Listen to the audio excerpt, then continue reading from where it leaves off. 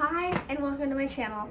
My name is Kaylee, and throughout this channel I am hoping to be able to help you guys through our college journeys. I myself have just started, and I'm really hoping that this channel will, one, bring me something to do, but then two, it'll allow me to help people as far as what to do, how to do it, you know, all these fun things, because college is stressful. I'm talking stressful. So there's lots of advice that I can give on this channel, and I'm really hoping that you guys can take it and perceive it and put it into your own daily lifestyles or habits. But yeah, so if you would please comment, subscribe, and also don't forget to hit the bell down below. So some of you guys are probably like, Kaylee, what do you mean it's not like, the Disney movies? What do you mean it's not like a main character moment? What I mean is that when it comes to socializing and doing things, you gotta also take into account the area you live in. I thought, oh, I'm gonna go to the beach, I'm gonna go into the city, I'm gonna do these things. I live in Los Angeles. What I forget is that it's about a 30-minute drive to the city, it's about an hour drive to the beach, and I don't have a car. And that's money. So that's part of your main character moment. But then it's also really hard because it's you want that main character moment with socializing, people making tons of friends, being super popular, but it's also hard. So some advice I can give is make friends on the first day. I'm kind of going into tips and tricks for classes. So yes, reaching your professors, going to office hours are some of the, one of the main things. People are go to your email, office hours, you name it. Really nice tricks that I've learned for myself is that a lot of times your professors will not get back to you.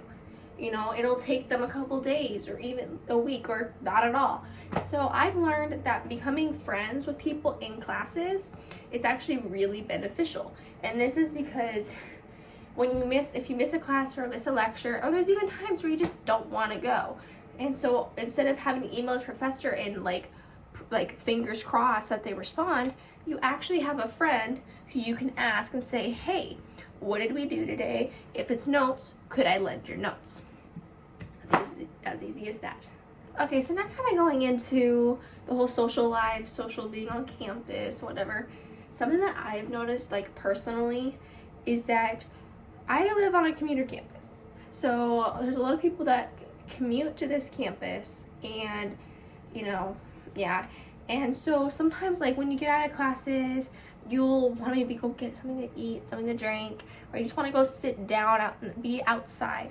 But something that I've noticed that's kind of hard is that there's never any seating, and there's no grass for me to sit on. There's no benches or platforms. It's all tables with seats, and they're always taken. But some little tip of advice I can give though is that it also comes to being a really good resource as far as making friends. And just like that, boom, you start making friends. Sure, it might be awkward, sure, it might be weird, but trust me, it works. That tips or tricks that I can give you that I do not have enough time to put into this video. Personally, for myself, I try to go into the library, but it's hard because, once again, limited seating. But something to, yes, it's okay to talk to people, it's okay to make friends in the library, but a little bit of advice is do not bother people working. You want to try to make a friend, the library is not the best place, because there's a ton of people in there who are just trying to wind down, desocialize, and even work on their studies. And so for myself especially, it can get irritating when you're trying to do your work or you're trying to stay focused and somebody comes up and talks to you and they want to make conversation with you, and then you're kind of sitting there I was actually here to study, I don't want to socialize. But that's the other hard thing. Learn to say no. That's one of my biggest struggles, and I know I'm not the only one. Okay, maybe I am. But anyway, saying no can be a really hard thing, especially for people pleasers or people that just don't want to make others upset. And it's okay to say no. It's okay to build these boundaries. And I like how I'm saying this, either I don't do it myself, but anyway, we're gonna ignore that. It's always good to build like boundaries with people, because when people don't understand your boundaries, you're not respected. Not setting your boundaries is what kind of causes people to get into your bubble and not respecting your personal space. But really, depending on the way that you respond, whether you set up your boundaries or not, all kind of depends on how your situation will lay out.